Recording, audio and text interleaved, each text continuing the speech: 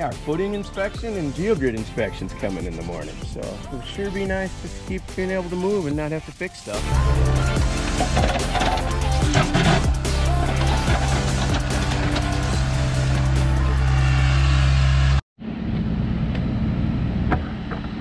Well, it's the start of another project.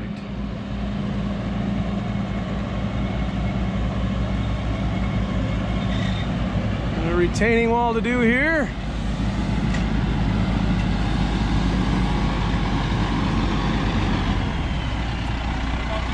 That's good if you can clear the tree up there. Try it right there, see if you can clear the tree.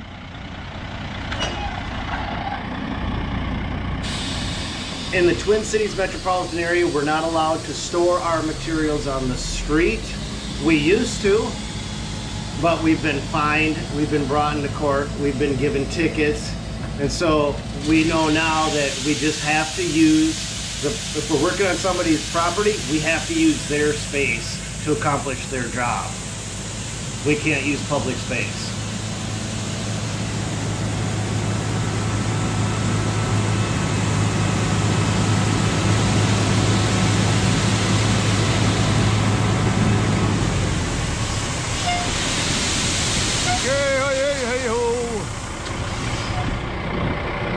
Drop her down. I think you got it.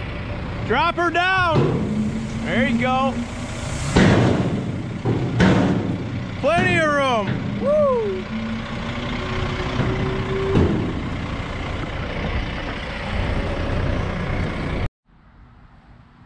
Well, I think that's going. All right, well, here's the yard. Got a rock here. Brought our equipment in. Here's our access. This job's gonna go through a whole lot of changes from the point we're gonna look at it now to the point where it ends, simply because we found that the house we're working on didn't have adequate frost protection to build what we initially wanted to do, and we couldn't just jeopardize this structure, so we had to modify our plans. And here's the old timber wall. Thing's not looking so good anymore, so we're replacing it with Versalock Standards charcoal blend. We're going to do one single wall instead of two walls, and this wall over here is getting replaced. Just a little one. Don't think we'll be able to save this tree though. It's a little bit too close to the wall. There's the basement. Let's see this. Basement and then the sun porch. Well, if those are frost footings and we take this wall away, the sun porch is gonna sink and you can't repack that underneath there. So we had Goliath Tech come out and check to put some helical piers in if needed. But they found that the footing goes down quite a bit deeper than we all thought for this sun porch, which is good news, meaning they don't have to do helical piers. So we'll see. We're going to excavate slowly and make sure they got footing where it's needed as we go down, and go from there. Hopefully all goes well. Find out soon enough.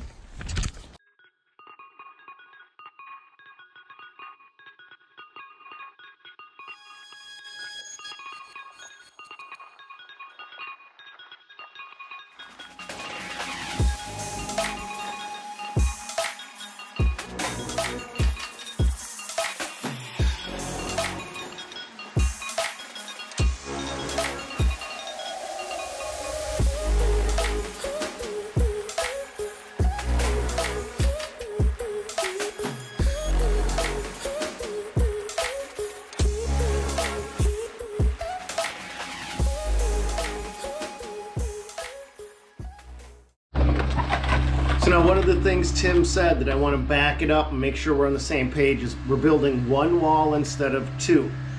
On a lot of job sites, we opt to go with a singular wall instead of a terraced wall. And a lot of times you'll have a contractor come into a job site and suggest a terraced wall so they can get away from engineering and they can get away from permit requirements. But on most sites, structurally, you can't get away from building a terraced wall without one wall impacting the other wall. And in those cases, it's just best to build a single wall. But on this very particular instance, it's not possible because of the lack of frost protection. And we have to take that into account as we're building up this wall. But we don't discover this fact until after we've been able to actually dig into the site and expose the soils and look exactly what we have hidden, buried below our work zone.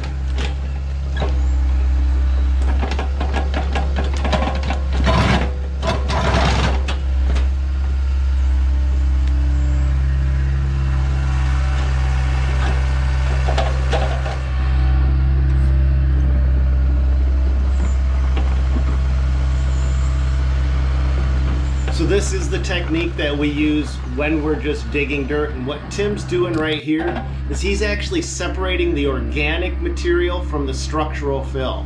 We don't want to put this material back into the structural zone. So he'll very carefully scrape this off and separate it.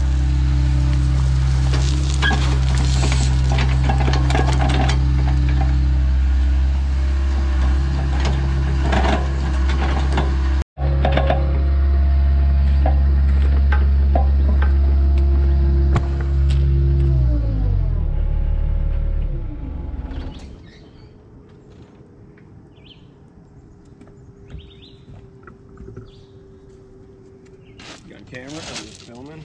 Mm-hmm. Just showing these guys how you like to ruin stuff here. Yeah, it's great.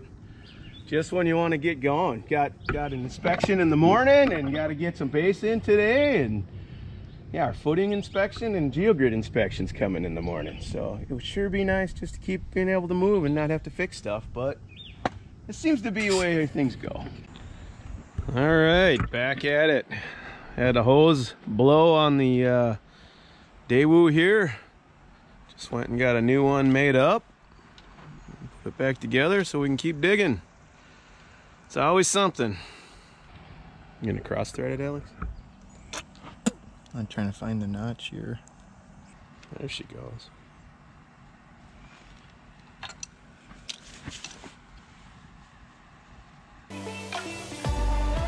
So the guys have to get this all dug down, exposed, the trench dug, the footing put in place, and the first layers of block installed, compacted, and geogrid laid down before the inspector comes, which is happening right away in the morning. And the hose blowing wasn't the end of the world, but it was a loss of at least 3 hours of time for this Daewoo that we just didn't have anticipated into the schedule. I know some of you guys right now are saying, well, just reschedule the building inspector. Well, in our neck of the woods, to reschedule building inspector means you can only call between the hours of 8 and 8:30. That's when they're typically in their office. And if you call outside of those hours, you have to leave a message, hope they call you back, and then you have to schedule it for another date. But work is not allowed to go on until the inspector has come out and verified that he's good with everything the way it is. So it's very critical to catch that building inspector and to get that done so the rest of the progress on the job can keep moving forward. So we're digging this out for grid. We know we're 7 feet wide at the top for grid, and as we're digging this out, we're just doing it in layers. And we're also trying to make sure there's no frost footings that we're going to run into. So should be by all rights 4 feet down from this sun porch here should be the frost footings, but we're not finding any, which is great for us because we got to oversize our dig for the wall. But as we dig down, we got to keep checking just to make sure, because you can't undermine the footings. So what Tim is talking about is, if you see how this house steps up, the footings typically will step up like that.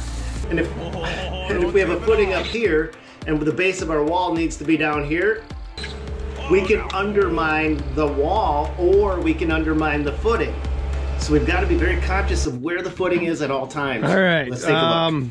We excavated our wall out. Sounds good, John. Well, I got it. And found right here this in Minnesota here, you got to have frost protection. So this is a walkout basement, and the footing goes all the way down here, but then steps up right there, which means that's right at the ground level. So if we were to put our wall where we want to put our wall by backing it up, that doesn't give it enough frost protection here. So change of plans, we have to go back out into here with a two-tier wall system in this section just to protect that frost footing.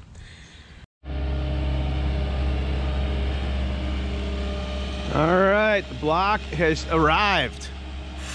This is going to be a 7-foot tall wall, so we would have plenty of frost protection. We only need 4 feet, but we need frost protection both vertically and horizontally. And if we put the wall here and the frost footing is over here and it's too close within that 4-foot zone, we're not going to get frost protection sideways. So when we're building a wall, we're taking into consideration not just horizontal frost protection or up and down, like from the top down, but also from the side as well. And so to build this wall and to do it right, everything has to get moved out. Oh, don't tip it off. Oh, no.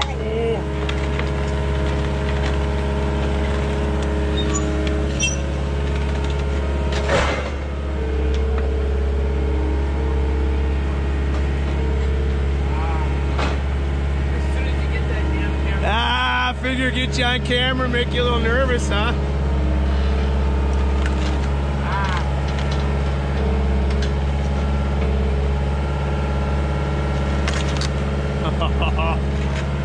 If I shut the camera off, is that gonna work better? Yeah, just quit flocking me, yeah. Oh God, we love teasing each other in our company. And we've actually toned it down a lot. When Tim and I first started and we didn't know better, we were just 2 young bucks out building stuff, we would make the new guys cry. That was part of the initiation process. If we couldn't get a new guy to cry, like tears, we didn't feel like we succeeded. And we quickly learned that maybe not the most appropriate thing to do, but we sure did have fun learning that wasn't right. Alex loves the camera. It's safe, down on the ground.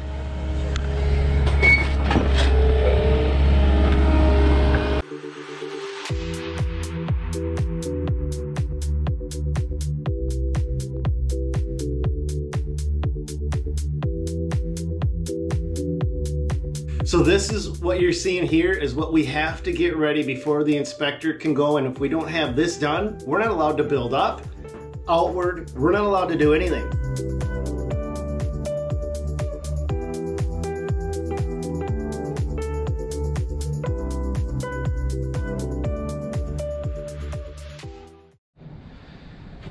We got it all prepped for rain.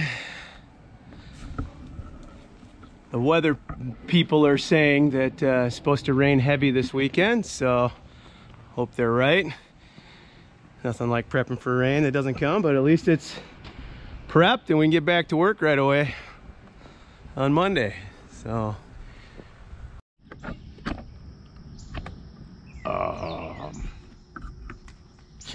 morning, Alex.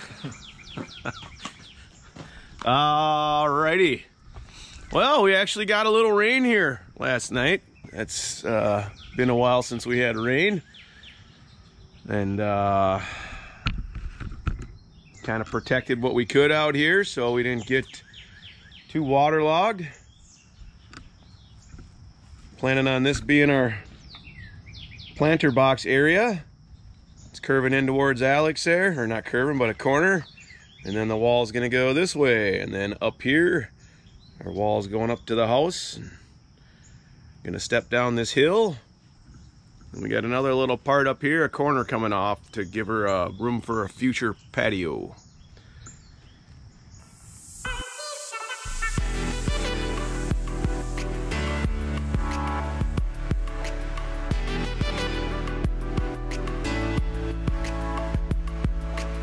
customers will get bids from landscaping companies where they terrace a wall. So they build shorter walls right next to each other with the idea in mind that they won't need the geogrid. They won't need the engineering. But where they're wrong in those cases is what happens is the upper wall, this is a lower wall and this is an upper wall, this upper wall, if it's not twice the height of the lower wall, so this lower wall is 4 foot, this upper wall has to be 8 foot back. If it's anywhere within that 8 foot zone, it's placing what's called a surcharge on this lower wall, and you can get this lower wall blowing out. So that's where all this geogrid solves all those problems.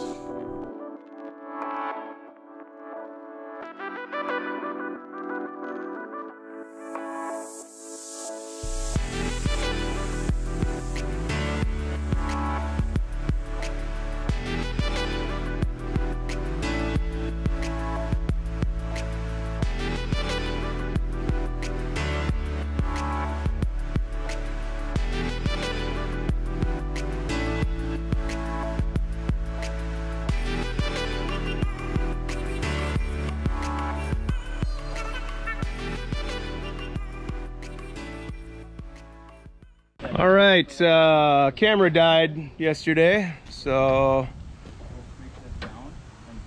this is where we're at right now with things. And right here, this portion of the wall is gonna step up, or this is where the planter bed starts, right here. We're gonna go straight up to the house with another wall, and it'll be up that tall. Or you probably cut 5 pieces of grid. They're just figuring out the grid levels for this portion. 5.5 footers. 5.5.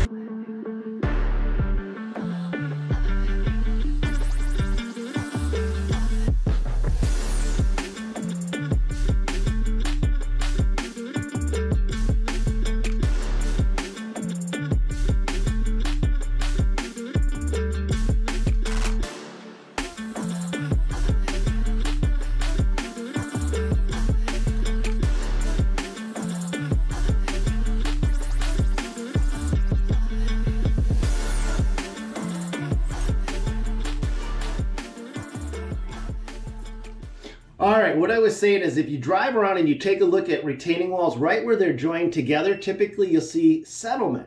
And the reason you see that settlement is because this is a really tricky spot to get accurate compaction or adequate compaction. And a lot of times contractors just miss it. And so right where two retaining walls go together, that's why you get that area settlement. That's why it's tricky to join two walls together. And if we build a terraced wall, we always prefer to try to leave them completely separate, one from the other, whenever possible. But to us, the best thing you can ever do is just build a single retaining wall, get it engineered, put the geogrid in, get your inspections done, have your engineer come out and sign off on it, bring in all of the best materials you possibly can, and you're probably not going to have any issues. And that's our video for today. Hope you guys enjoyed this one. A ton is coming down the pipeline. Tomorrow I go out and shoot a video on the Mammoth. That's a new piece of snow plowing gear. Right now we've got we got just so much cool stuff going on. I don't even know where to begin. Yesterday I think I spent the day. Oh yeah, yesterday I put on a brand new snow plow on the front of a pickup truck, and Sam is actually here right now. We're going to go out and give that one a test. So we got a ton of stuff coming down the pipeline, and I hope you enjoy these projects. And we enjoy sharing the process with you and trying to share some of the thoughts that go along with what we do and why we do it, and hope you guys enjoy all of it. The thumbs up goes a long way, and that's all we got for you today. God bless. Go get them, you guys. See you in the next one.